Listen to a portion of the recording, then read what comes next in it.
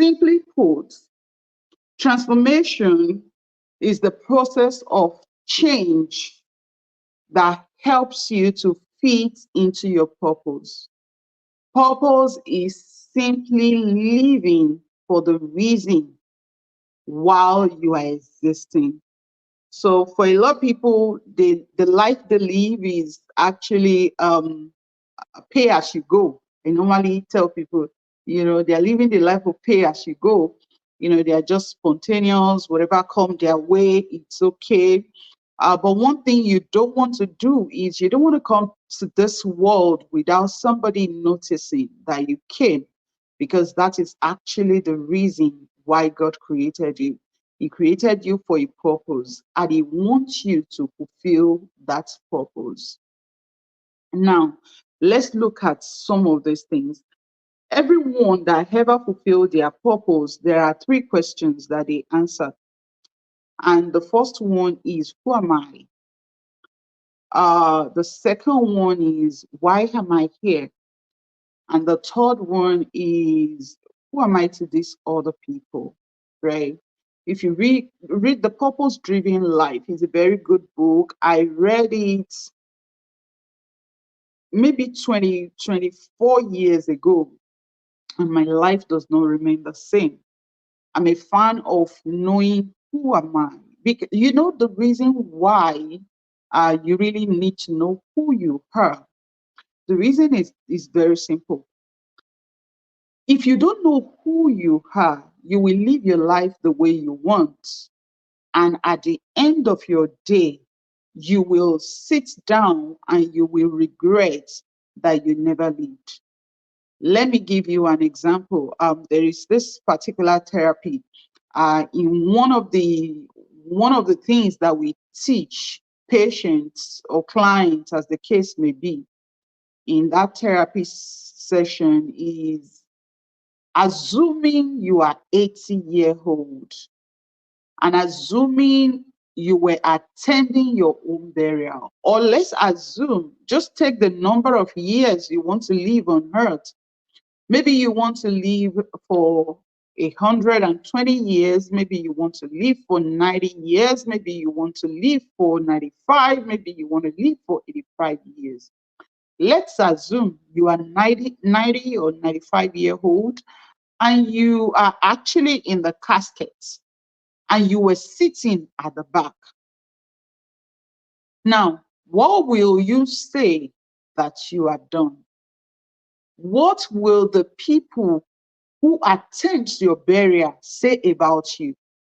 What will be the side talk from somebody that is sitting behind you or before you? What will be their side talk? What are those things that as you are lying there, right there, 85-year-old you, 95-year-old you, 120-year-old you is lying there, and then you are asking yourself, what will you be asking yourself? What will you thank yourself for? What will you look at yourself and say, oh, you did it? How many people will be present that attend your funeral? What will they be saying to your 120-year-old person in that casket? This is the reason why you need to live intentionally and meaningfully. So simply put, it's just living the life you're supposed to. You are cut out, you're created to live purposefully, meaningfully. Now, this first question of who am I is a question that if you are unable to answer that question, you will be confused for the rest of your days. I tell you, in the stages of development, we have this stage, this adolescent stage that we call identity versus confusion. So at this stage of life, of adolescent age between 16, 17, 18, 19, 20, if you're unable to figure out who you are, then it's going to be very difficult along the way. A lot of people get stuck at that age. So you realize that we have a lot of adolescents in the body of many adults in our society today, in our generation, in marriages, in relationships, even as parents.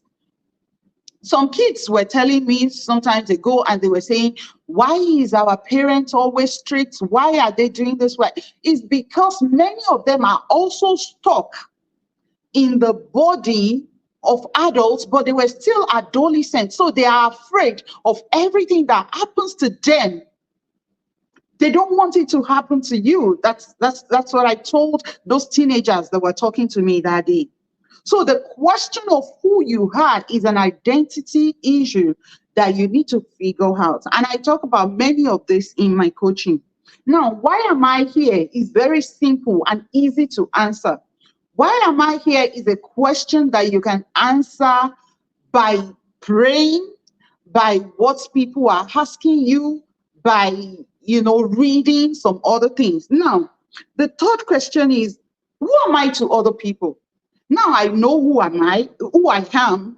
I know why I am here, but who am I to these other people in my life?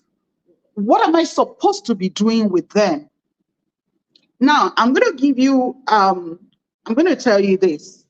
One of the ways, the good way by which you can know who you are to these other people is for you to acquire knowledge.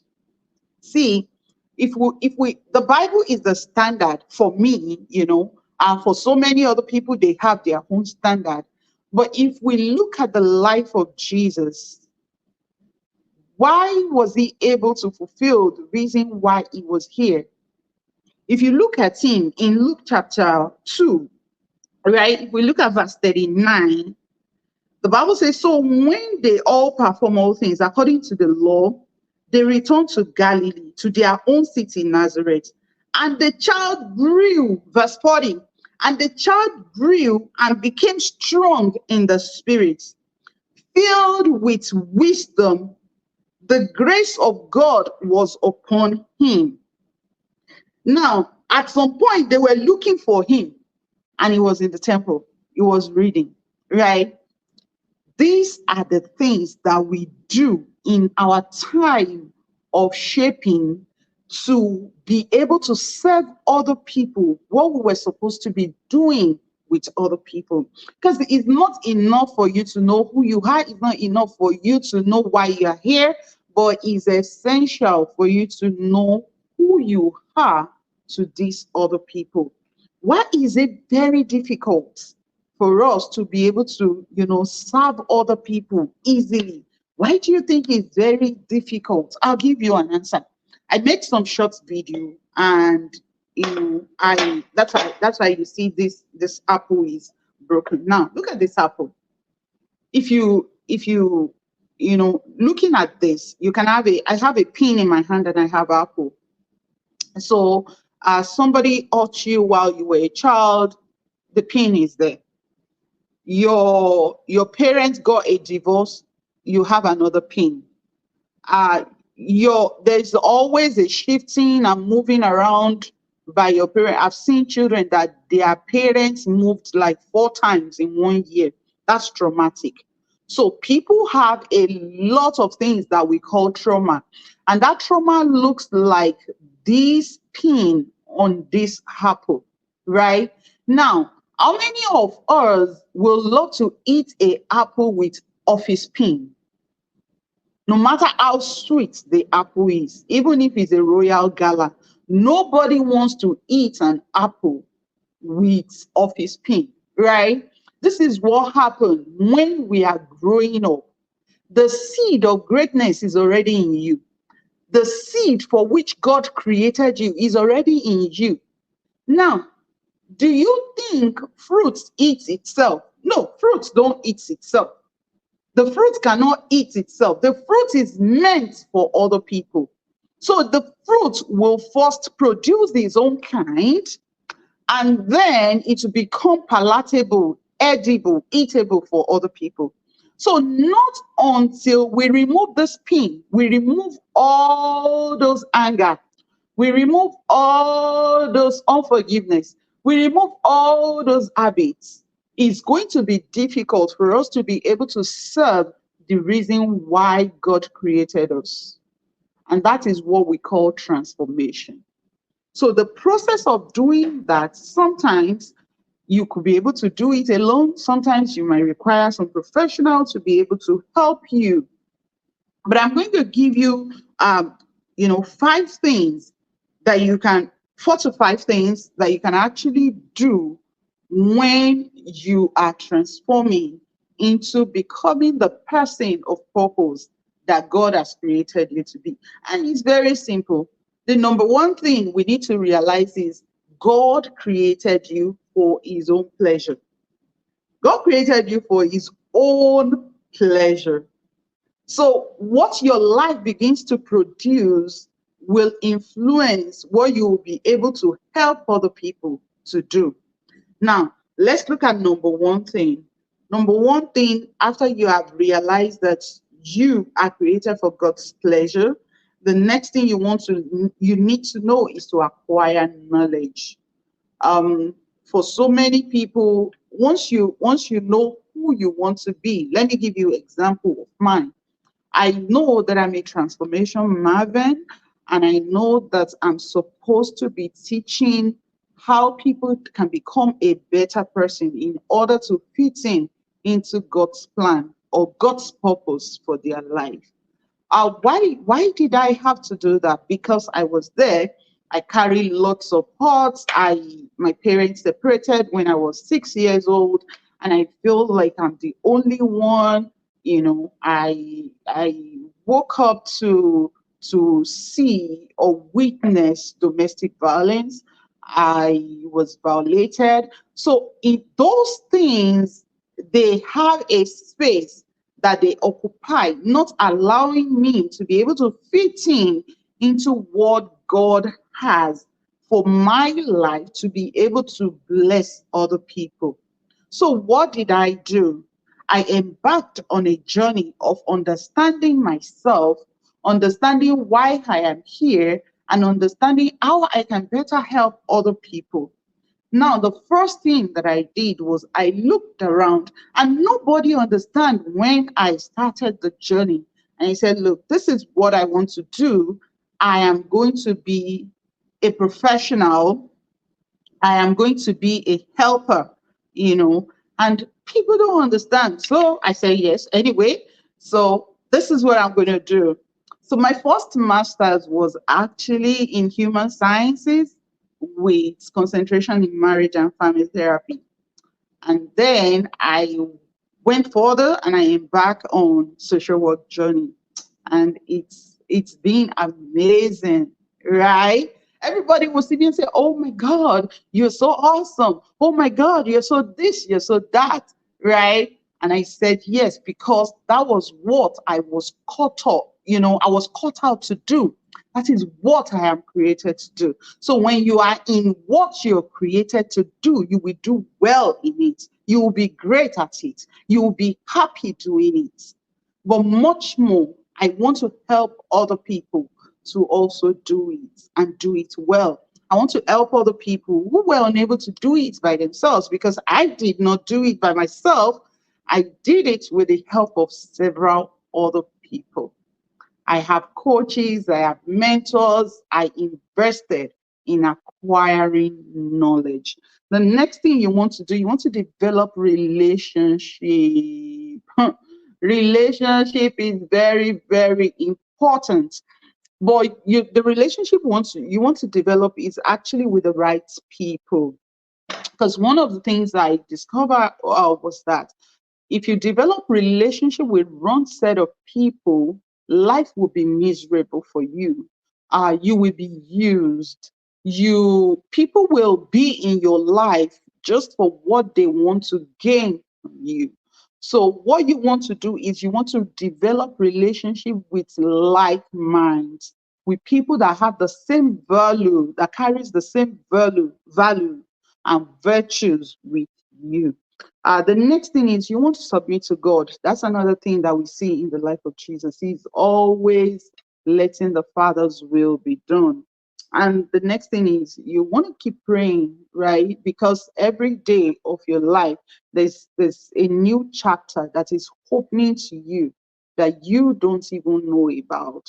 Now, the more you serve these other people, the more you link with a source. And that is why I keep saying that your primary purpose is to be a pleasure to God.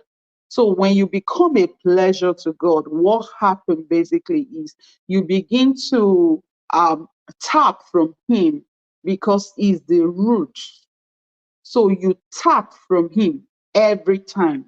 And then once you consistently tap from Him, you begin to produce fruits that will be of benefit to other people. And you can't tap from Him without prayer. You can't tap from Him without fasting. You can't tap from Him without reading your Bible. You can't tap from Him without meditating upon His word. That's how it works. You can do every other thing, but without doing those things, you won't really produce results for these other people. And you see, that's why after everything, I told someone recently, I said, look, there is nothing you are asking God for in this life that you will not get. You will get everything you are asking for. But then when you are done getting it, go and write it down. You will ask yourself, what's next? What else? And that is when you know that the life you had, the everything around you, everything in your life is about helping other people out there. It might be with your resources, it might be with your knowledge, it might be with your talents. You know, those are the things that we want to look out for in some of these videos that I'll be putting out there. I pray for grace to be, more available here and be able to do more of this video. I'm going to pull out some link. I have few openings. I see a lot of people have been reaching out. They want to get into the coaching program. I have few spots for the week. I'm going to put out the link and then you can jump on the call and let's see if you are a good fit for us to work together. Otherwise, I have a lot of resources that I give out for free. I have Purpose Clarity workbook that I make for free. It's on Amazon. You feel free to go there and just click on the link, work